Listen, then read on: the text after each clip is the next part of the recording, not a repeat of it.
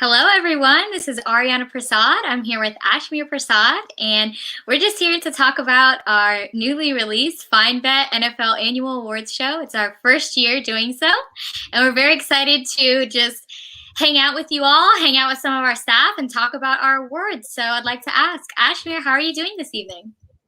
Oh, I'm great. I'm glad that the show has finally come out because I feel like I was so excited for other people to see the winners and the nominations because I feel like we picked some pretty cool categories. So Yeah, I definitely agree. And it was so interesting with our staff. Everyone sent in nominations. And so we got to go through that. We did a voting process and we picked some categories, had to leave some out.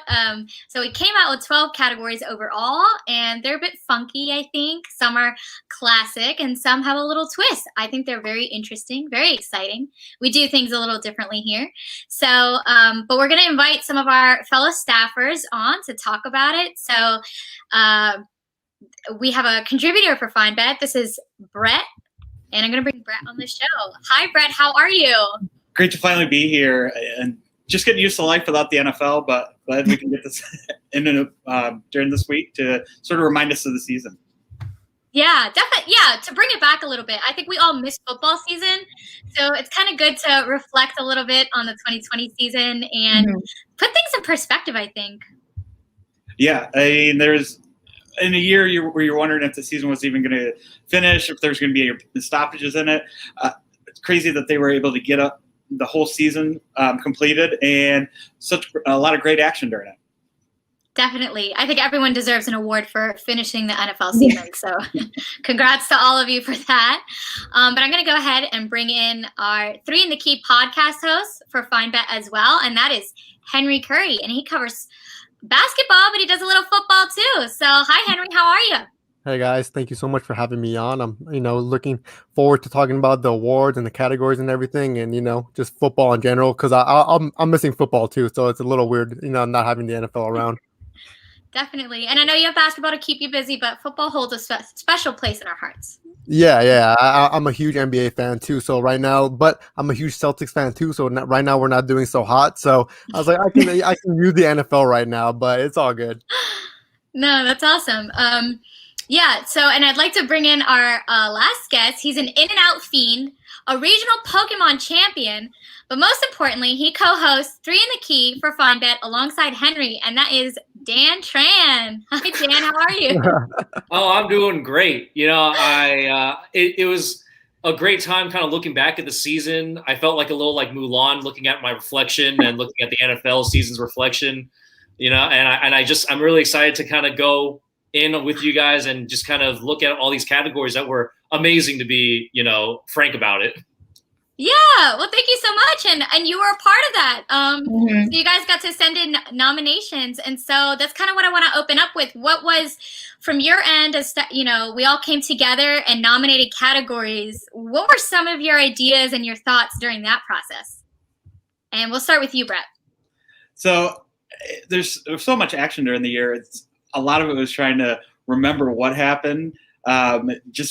Because there was so many great plays, so many special moments during the year. So, I mean, just going through all those is sort of, in a way, nostalgic. So, you're like, oh, that happened, or just trying to think of special categories and the nominees for them. It was just a lot of fun. Definitely. That's kind of how I felt when I saw Best Stiff Arm, and I saw all of us were nominating Derrick Henry for that Josh Norman push. So I thought that was hilarious that we all agreed and certain moments stood out to all of us, where for other ones there was a bit of debate and people brought different things to the table. But Dan, what were some of your favorite nominations that you pushed forward? Oh, well, I am a big fan of Schadenfreude. So like anything where I see people suffering in the NFL, I'm all for it because these guys are just big hulking dudes with the most confidence in the world. So anything that kind of brings them down to earth a little bit, I'm all good with. So I saw Best Beef. I saw Blunders. Blunders was my absolute favorite.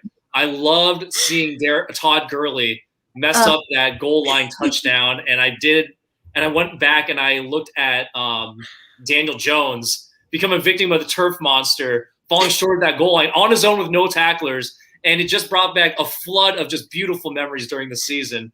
So like any of those, situations where we're not, just looking at MVP or Defensive Player of the Year, I'm all for the silliness. I love the silliness. Yeah, definitely. And that's why I had so much fun with this process as well, is trying to think of those creative categories. I know one that I was thinking of a lot was like best Twitter, because I know I like to follow different players. I'm like, I like when they get spicy. So let's think about who's the best on social media. But Henry, I want to ask you, what was a category that you were excited to see in the lineup? My favorite one, I was looking through the list, and the one that really captivated me was the Aaron Donald Award because oh no, I mean the James Harrison Award because Aaron Donald won it, and I think he deserved it because I've been following James Harrison for as long as I can remember. I'm a Steelers fan, so it's just like it's in my blood, and just seeing his workout videos and the internet and everything, I was like, damn, this man is crazy in the gym. I'm like, who kind of replicates that in the NFL? I can't really think of anybody. But then it pinpointed to Aaron Donald, and I'm like, yeah, that makes sense, because I'm a fitness enthusiast and like I love all that stuff. So just being able to see an award like that and just to spin on it, like what everybody else was saying, like we can talk about the MVP and everything like that, but just being able to see these type of categories, come about from you guys, it's fun to see, especially as an NFL fan and as a huge James Harrison fan, just seeing his name up there as a category, it was pretty cool. That's something that I really enjoyed about, we got to be creative with it, and it was all in our own hands. And kind of, as Dan mentioned, it's not just a classic MVP, so we got to bring pop culture into it, but we also kind of got to go retro with it a little bit. So we got to, he's not too retro or anything, but James Harrison, we got to bring it back and reference him. And I love the throwbacks. That's always fun. So, and I know you guys touched on it a little bit, but I want to ask you guys what your favorite category was. If, there was a certain category that you like the best. So, Ashmere, would you like to answer that one as well? I muted myself. I think my favorite one was, I mean, I liked all of them kind of, but I think the best beef was the best one, because when we were recording that and telling like the storyline as to why we ended up choosing who we chose to win, it was just like, it made it come full circle for me. And then when it was finally posted yesterday, I was like, y'all heard the rap, right? Everybody heard the rap for best beef? Okay. I had a lot of fun with that one. So the way that Ashmere and I did this show is that we, there were 12 categories, so 6 each. So we got to divide it up and everything. And I said I wanted best beef because that was something that I nominated. I was really excited when it happened. I was like, this is like reality TV. I can't believe this is happening in the NFL. And when I heard the story between Jalen Ramsey and Golden Tate, and for y'all that don't know, basically Jalen Ramsey, he was dating Golden Tate's sister, Brianna. She got pregnant, and Jalen Ramsey left her high and dry. So on the field, these guys duked it out and everything. And I just, so definitely Jalen Ramsey, you lose points for me for that. Okay, sorry, but it might as well be the Jalen Ramsey Award then. I mean, I don't think there's anybody that can cultivate a beef quite like he can. No, I agree. There will never be any other matchup against these, unlike these two. No, that's next year. It's got to be the Ramsey Award. That's so true because, yeah, I mean, what a unique circumstance for even like 2 players and their families are merged. So I feel like that's an interesting thing as well. And then I also wonder, like, did you think that you wouldn't ever see Golden Tate on the field against you or something? Like, did you not think that one through? Oh, but yeah. but when I heard beef, what came to my mind was Biggie Smalls. So I was like, let me see if I can rewrite this rap a little bit. And I'll admit I didn't rap it in the best way. I just kind of spoke it. But the thing I loved about these awards is that we got to have fun with how we introduced them. So yeah, I'm glad you like best beef. But Brett, what was your favorite? One of my favorites was the best cleats on there. Yeah. Just because you get to see the creativity from some of the players and maybe who some of their influences in it are, who they want to honor. So that's just neat to see. And another one that I had that when I saw the name of it, just the Mr. Miyagi Award, just sort of that wax on, wax off type coach, that was sort of fun. And, with how, just some of the new coaches that you saw in there who almost are coaching like veterans, but they're so new in the league. And just to see that was pretty cool. Yeah, with the Best Coach Award or Mr. Miyagi Award, I do agree. I love that it encapsulates the spirit of Mr. Miyagi, because he wasn't just, it was like a mentor, you know, and a guide and all these, you know, incredible, inspirational things. So there are certain coaches in the NFL that give off that aura. But yeah, and I like that the people that we did nominate, it seemed like they're turning around their franchises. So Kevin Stefanski, Sean McDermott, I'm trying to remember the other person we nominated, but Brian Flores. Yeah. Brian Flores, yes. Sorry. But yeah, all those guys really turned around their franchises in just 1 year. And I know Sean McDermott, that's something that he's been building. He was actually our winner. But these are all very qualified coaches. And I like that we got to honor them in a different way, because I think Coach of the Year, sometimes it can be different. You know, it can just be the best coach, or, you know, there's a lot of different metrics. But these, I think, you know, it's about change, you know? So that was exciting. But Dan, what was your favorite category? Did we talk about it already, or did you have a different one that stood out to you? Well, no, because in the pre-show, you told us kind of what we were going to talk about. So I saved the best for last in terms of my favorite. So we talked about the, you know, best beef. We talked about blunders, and I love the blunders. But what I loved even more was excellent in breakdowns. That was my favorite category by far. Because now not only do I get to watch individual players fail, but I get to watch entire teams collapse right in front of my eyes once again. So, you know, we're talking about the Falcons and the Cowboys. Cowboys come back with that stupid onside kick, and I can't believe the Falcons didn't recover it. And then the Raiders lost to Miami, where they just think that, you know, Ryan Fitzpatrick is not nicknamed Ryan Fitzmagic, gets his freaking face mask pulled and still gets down the field with the throw. And then the Chargers are the Chargers, and they lose 4 straight, which is an incredible feat all into itself. But it's not an incredible feat to them, because it seems that it happens every single freaking year. So looking through all of those different breakdowns, it just filled me up. It just filled my haterade up, you know, and I felt so good afterwards that I wasn't a part of that massacre. Actually, you bring up a great point. We kind of had a bit of a dispute as to who to pick a winner, because I'm sorry, there's so many wonderful breakdowns this year. So if you guys had to say, is there someone else who deserved this award, or do you think it was the Falcons? Well, I know for me, I am like I'm an LA guy, you know, most of the time. I'm a big Lakers fan, love the Angels, but you know, like, yeah, I was gonna say, that's big run team. I'm a huge LA guy. It's like, okay, we got Bay Area in here, and we got the Celtics in here. Okay, well, I mean, y'all haven't won a championship in the last year, so I'm just gonna say that we're at the top of the top right now. You have to go through LA, but when it comes to the NFL, you lived in Brooklyn, okay? Yeah, no, listen, Brooklyn, that's my second home. No matter what happens this year, I at least have 2 teams in it. I'm gonna be happy. But what I'm going to say is, when it comes to football, I actually don't really have a team, because number one, the Raiders. Well, let's break down all the teams that were in the West Coast when I was growing up. The Rams left when I was too young, and I really didn't care. And then there was, you know, the Chargers, who were in San Diego, and I didn't really want to be a part of a choking franchise.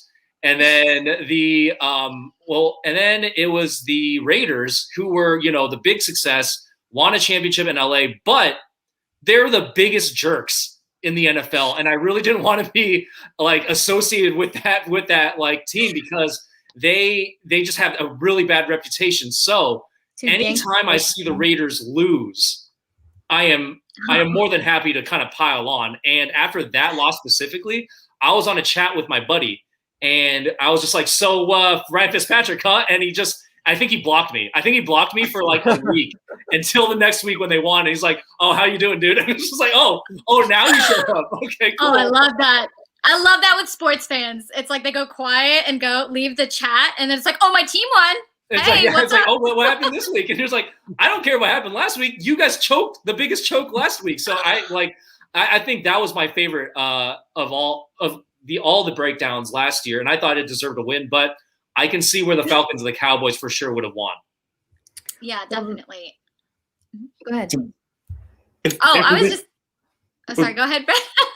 if we're not specifying a time frame for it, for a late nominee for best breakdown would be just the Steelers. From starting. I was just about to talk about that. Oh my God. Henry's getting beat up in this live stream. I love it. I mean, that was, just to see their season completely derailed on that. And I live in sort of the heart of Browns country down here, so people were loving it, especially the playoff game where the Browns just smoked the Steelers. So I mean, that was a pretty monumental breakdown there. I think that hurt the worst, seeing the Steelers lose to the Browns. Yeah. Like out of all teams, I know the Browns had a good season, a better season than in the past. I guess you can say more than a decade. But when you're a Steelers fan and you get your hopes up in the beginning of the season, halfway through the season, I'm like, this, I feel like we do got it this year. I feel like we can win the Super Bowl. Right. Like we have the right pieces. Ben's playing, pretty solid. And then our season started like little by little, just kept diminishing. And I was like, it was like a slow heartbreak, which made it worse. So yeah. But and the final nail in the coffin. Deontay Johnson carried me in my fantasy league, so I got what I needed out of the Steelers. Hey, you got exactly what you needed. I did not get what I needed. And then it didn't help with Juju and the TikTok videos. Yeah, I was about to say, how do you feel about like this little Corvette dance? I think like I remember when I saw that and it completely backfired. I was like, you know what? I'm not mad for all the smack he's getting, because like I wouldn't want an opposing player doing that in our field, just making it a mockery somewhat. And then so he kind of got what he deserved, but I mean, he's still on my team, so I got to root for him. But I hope Juju just learned from that. I hope he learned from that mistake to not do it again. I know he's a USC guy, so I got to root for him too. But man, you can't be posting TikToks like that before games, man. No, and then Chase Claypool came and was like, "Oh, the Browns about to get clapped." No, that was bad. So the whole wide receiver diva energy they have going on in the Steelers. Like, I know y'all are good Steelers, y'all got great receivers, but need to tone it down a notch. No, that was completely terrible. That part, I'll be honest, I was kind of embarrassed to be a Steelers fan, because I was like, like where's the humbleness, or where's the sportsmanship, So but I think we can move on from the Steelers, because right now I'm getting a little bit of laughs. Let's not talk about that quarterback situation, but let's move on. You were like, give me a break. So Henry, would you like to tell us then what your favorite award was? You can steer it in a completely different direction. Yeah. Aside from the James Harrison Award, I like Best Flow, because I thought it just put, I think it's like the epitome of pop dust, very pop culture-ish. And it kind of made it the People's Champs Award, because Cam Newton won, right? No, it was Jamie. No, it was Dan's nominee.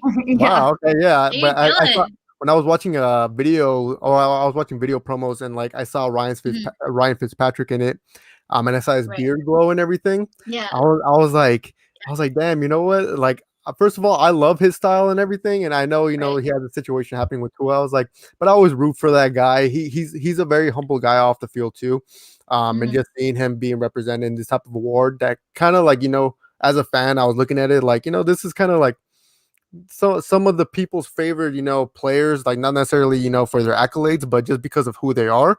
And I like Ryan Fitzpatrick. I like him as a person, and I like his beard, because I'm trying to grow a beard like that one day. Not exactly. Let's see. Well, let me look at this screen a little closer. Hey, I just think, right? But yeah, that was my favorite award, I would say. Yeah, actually, with Ryan Fitzpatrick, he was nominated for 2 of our awards. So he's People's Champion, which is kind of what you just highlighted. Everybody kind of loves him, no matter what franchise you call your own. Actually, I made those videos. So the beard glow and everything, and then the Cam one, I was going through what can I show with Cam? And I saw he was at the Met Gala, and he had this vintage Ralph Lauren cape, and was just walking around with a Tiffany designed hat. And I was like, oh my God, this guy's drip. This is another level. I know the cape is always a strong play when you want to show off some swag, for sure.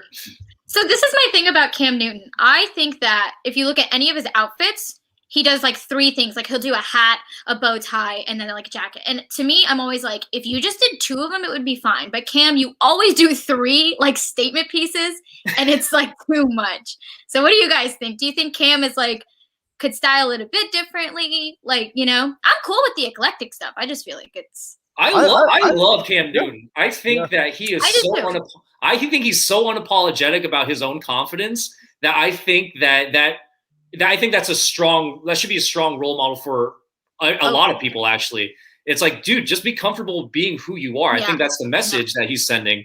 And I think if people kind of look past like the eclecticness, the eccentricities when it comes to his fashion, it really boils down to just having confidence in yourself to be able to dress like that and showing off like what makes you comfortable, what makes you think that you look good in. And I think that if anybody's really asking him to change anything about his style, it's not really, I think it's kind of, what's the word I'm looking for? But it's just not, it's not right. I would just say like when it comes down, it's just not right for people to demand that he change his style for their own comfortability. So I shouldn't ask him to take off his hat. No, I mean, like, listen, we can criticize him all we want, but like, we're not going to tell him not to change because I just love the way that he kind of carries himself. Yeah, I agree with Dan because personally, I love his hat. That's something I can't rock myself. Right. But seeing the way Cam Newton can do that with his sunglasses, like and I think we're living in an era now where NFL players, NBA players, like they know the cameras are there. Like they know social media is a thing. So like him, Russell Westbrook, they're like two examples of like players that really before the game they show, their fashion and their style and like who they are. And I really appreciate that. Plus, I love Cam Newton too, especially he gained more respect for me after that video surfaced, after that high school kid, that where he clashed with that high school kid. He got a lot of disrespect from him. And the way Cam handled that, I was like, wow, that's really reflective of who he is, off the field.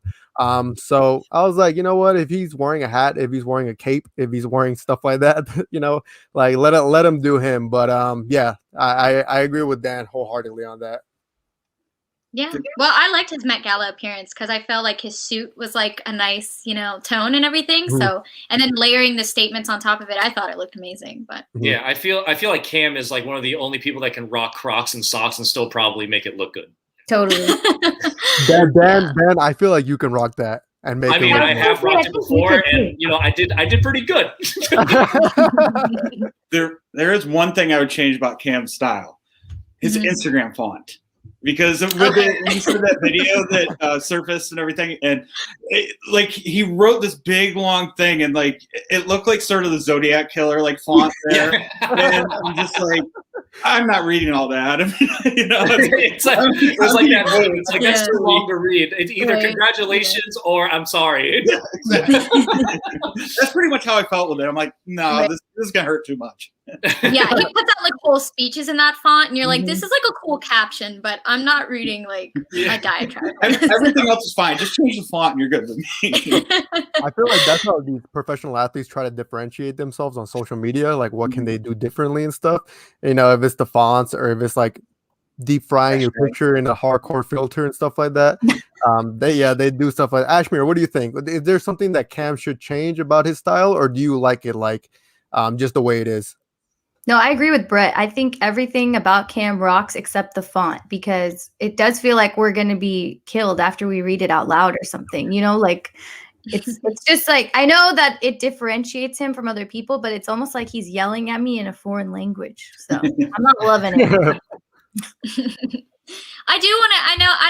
It's not that I hate his style or anything. I really do like his style and his eye. I just feel like with statement pieces that are really strong, it's, you gotta, like, I feel like he did a great job at the Met Gala. He had like a big hat and then the cape, but then it was a subtle suit under it. But I agree. Being picky. I like his eye though.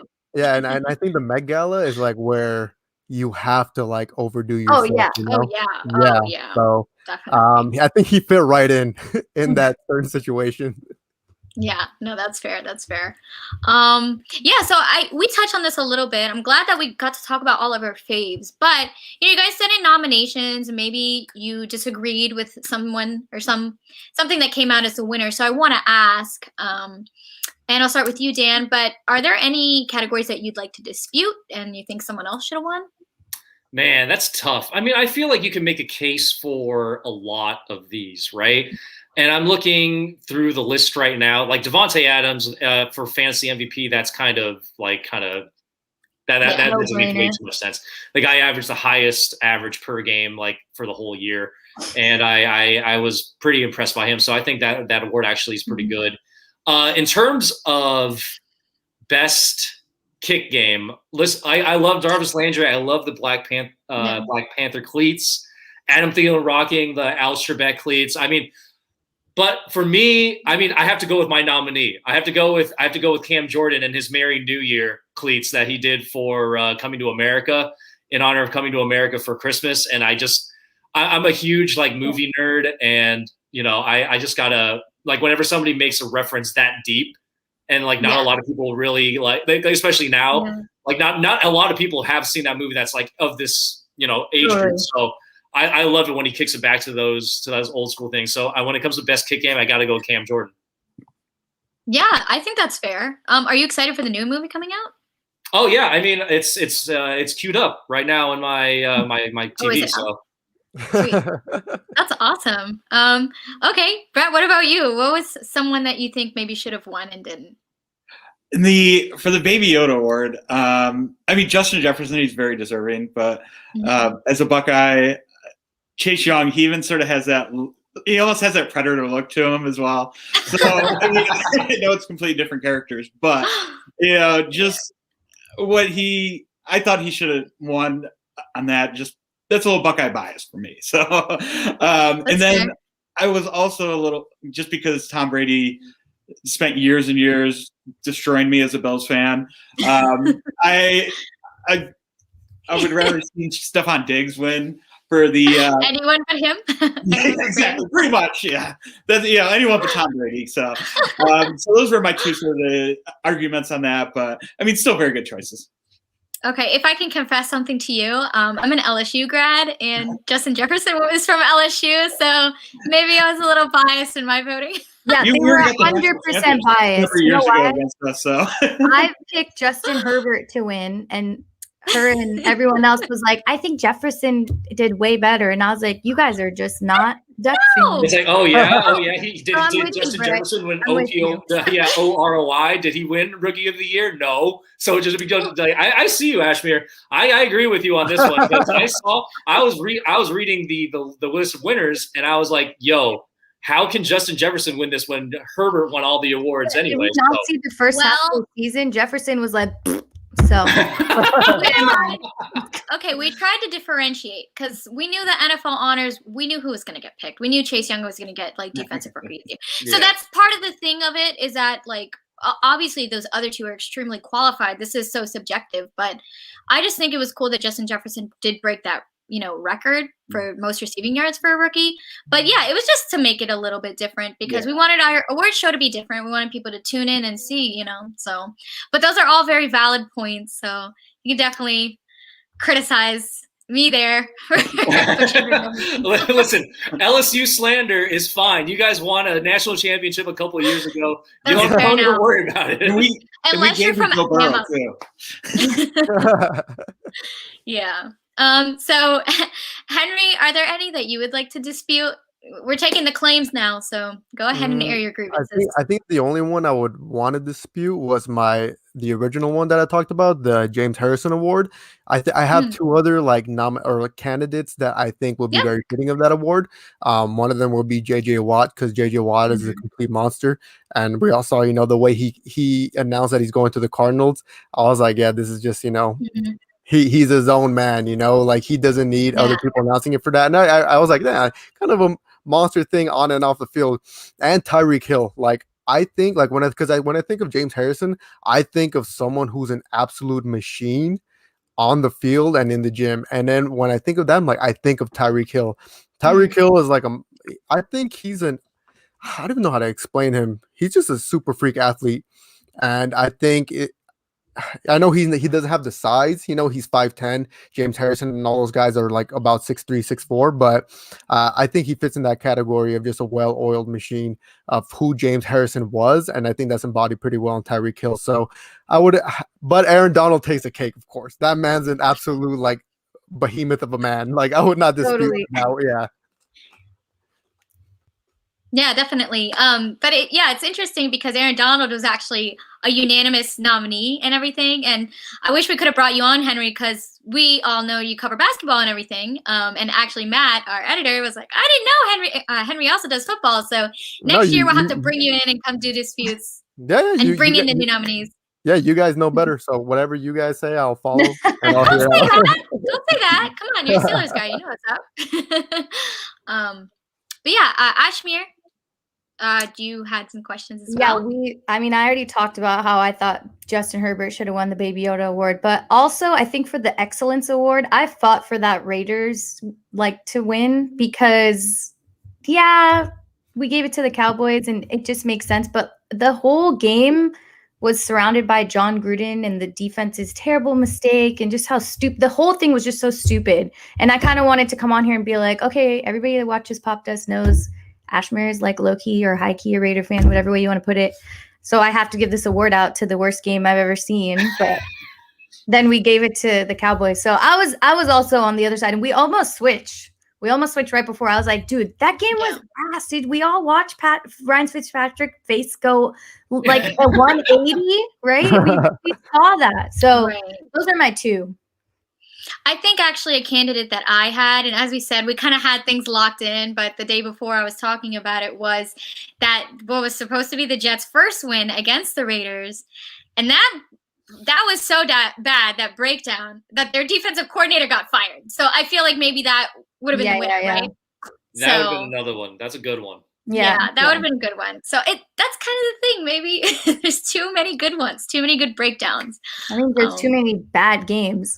Definitely. Yeah. So, but we did want to talk a little bit since we have some NBA guys on the podcast. So we wanted you guys to maybe talk a little bit about what's going on in the NBA. It's our first full COVID season. So, All-Star weekend is this weekend. So what's up with the NBA?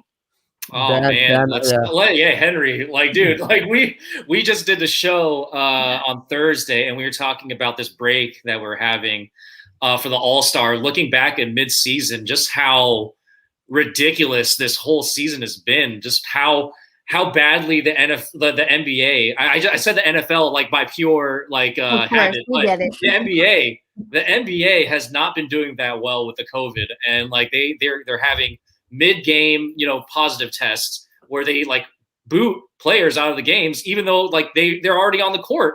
And then they postpone games, which the NFL didn't do, but they were just, they canceled some games in the NBA. And it's just why are we having this season continue when there's just so much going on in terms of, positive tests and, pushing through. Well, we know why it's happening is because of money, but we were talking about that whole situation and why the All-Star game was going on.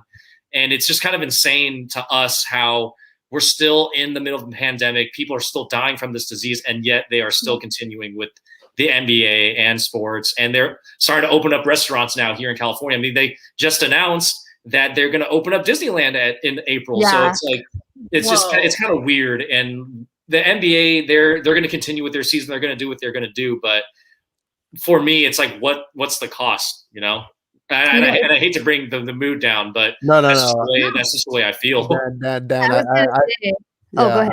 No, I completely agree with Dan. It's just I don't know if you guys heard, but two players, today's the All-Star game, today's All-Star weekend, every category and every event is in one day.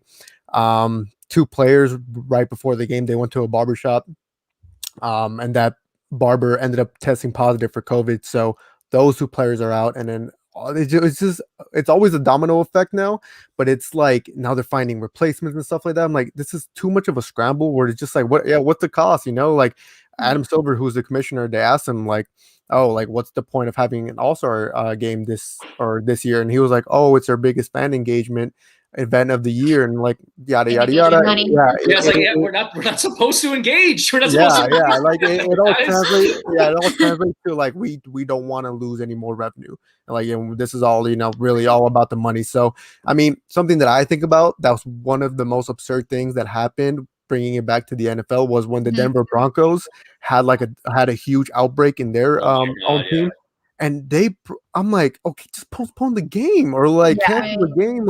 It was their practice quarterback. It wasn't even a quarterback. He was a wide receiver. He's a practice squad wide receiver. Yeah. Yeah.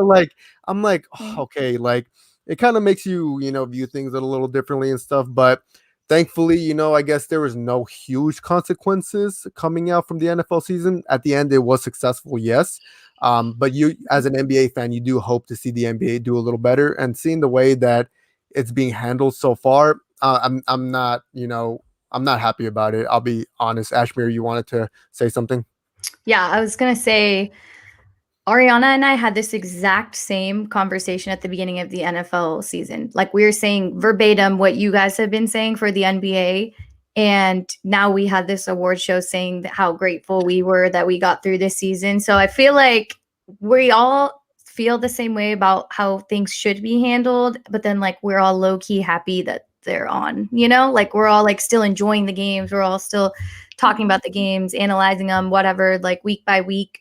And I was mad about that Denver game too. I was thinking, the way that different teams were held to like a more important standard, like it was very apparent. Like, yeah, Broncos weren't going to make it to the postseason, but the Titans got their game postponed for weeks because half the team had COVID, and they came back and killed the Bills. Sorry, Brett.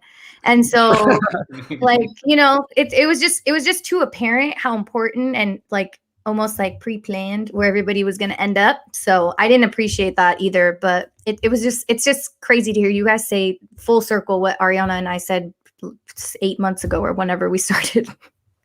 Right. And even that barbershop story that you just mentioned that's happening right now during All-Star Weekend reminds me of what happened with the Kansas City Chiefs leading up to the Super Bowl. Yeah. It's exactly, like, no one should go to their barber, right? Yeah, but I think that, like, when I'm thinking about this and we're talking about NFL and NBA, it makes me also think back when coronavirus started, people were so worried about the financial market, and they wanted all Americans, global citizens, to have confidence in the market, and they were so worried about what was going to happen in the economy, right? And in a similar way, these are massive institutions, and I feel like in a way they're trying to present like everything is fine, everything is normal, and it's not just about money, but it's like brand confidence, like, believe in this, that everything's fine, and just to kind of, I guess, keep us, because it is interesting, so much has shut down except sports. Like sports, they took pauses and everything, but they were so, adamant about getting back out there and asking the questions, why? Is it because like we as fans feel like we need it, because it was wonderful for us, to continue watching these seasons and to participate in this. So I don't know. I think it's an interesting thing, like why they're so adamant about getting back out there. Yeah, Brett, like, I don't know, Brett, like how, like, when you're going through like the NBA and the NFL, how do you feel when we have like these coronavirus stoppages and like that kind of conflict between like we're watching and we enjoy it, but also you're putting your lives on the line for our enjoyment, basically? Yeah, like the first month or two of the pandemic, when during lockdowns and everything, I'd have family members, friends be like, "You must be going crazy without sports." I'm like, well, it is what it is, Yeah, right. Like, all right, I understand why they're not going on. It's like, and then as it got, some started to go back, and you saw with the bubbles, those were nice because it's like, all right, they can do it safely in there, and then we will have something to do during the summer, where that was nice. But then it's like, as leagues became more intent on just like, all right, we got to power through this. It's like, all right, there's my fandom, but there's also like, is this right? So you're sort of torn between those two things. And thankfully, nothing, well, I shouldn't say nothing serious because you don't know the long lasting effects of what this is.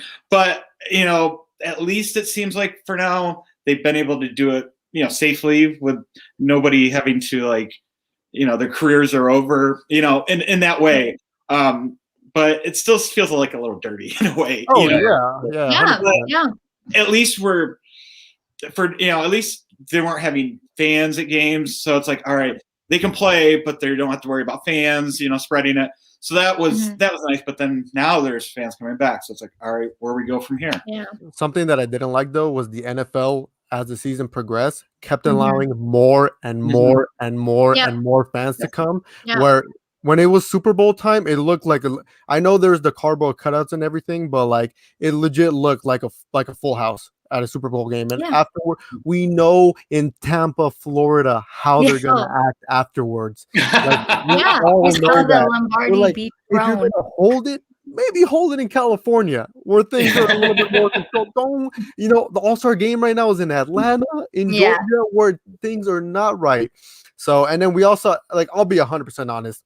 I like Tom Brady and everything, but I didn't appreciate their party afterwards. Like, come on, man. Like, they know better, but they're in the, they just didn't care. And that sucks because I know healthcare workers, like I know how stressed they are seeing those type of things happen. So it comes back to like people, being like, oh, these athletes, if they get COVID, they'll be fine. Like, you don't know that. Like, I think we all know the risks and stuff, and just at the expense of our own entertainment, there's a certain fine line that I think a lot of people, especially if you're a huge sports fan, then I think you should have a care for these athletes, because we all know the money's on the line.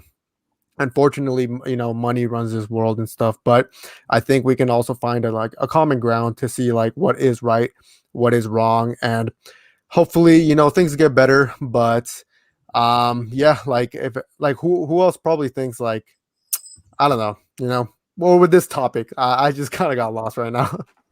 And one of the things that for me too, the one thing I had a more problem with was college football, because these aren't paid athletes, and they're still bringing them back to do that. And they're putting, depending on, you go down south and they have tons of people in the stands, where Big Ten had nobody. There's no universal agreement on these things. So that was a little tough to see. I would have been okay if they would have like postponed the season, but I know money talks, but that's what concerned me. Professional athletes, I get it.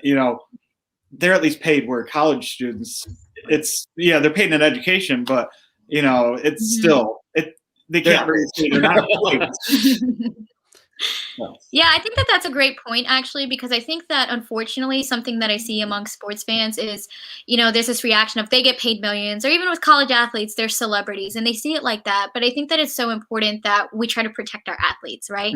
So maybe even if they chose to play in the COVID season, people just see that. But it's so important that we make sure that they're paid equitably for the what they're doing, that healthcare wise they're protected. We know in the NFL, obviously there's a big issue with concussions, and then player care after in retirement. So I think that the COVID situation brings up, how do we care for our athletes, and what can we do, and how can we hold these organizations accountable? So yeah, because I think at the end of the day, we can't just look at them as like professional athletes. They have people around them that they want to take care of as well, like Carl Anthony Towns, his mother, like, unfortunately passed away. And when he came back and then in the beginning of the season, he had another injury that kept him out for, it was almost a month. And when he came back, he looked like he did not want to be there. He had probably one of the worst spans, a professional athlete. And I think the dumbest thing I see from people is like, oh, but he's a millionaire, blah, blah, blah. It's like, who cares? Yeah. Who cares if he's a millionaire? Like, I don't think these athletes care about that. Like, at the end of the day, like, I think they would rather have their loved ones around them. So it's a weird time. It's a weird and difficult time, but hopefully just moving forward, these all the leagues can like find a true, tangible way to help these athletes, just beyond the court, having, games go on and stuff. Cause I think they deserve that. Yeah, definitely.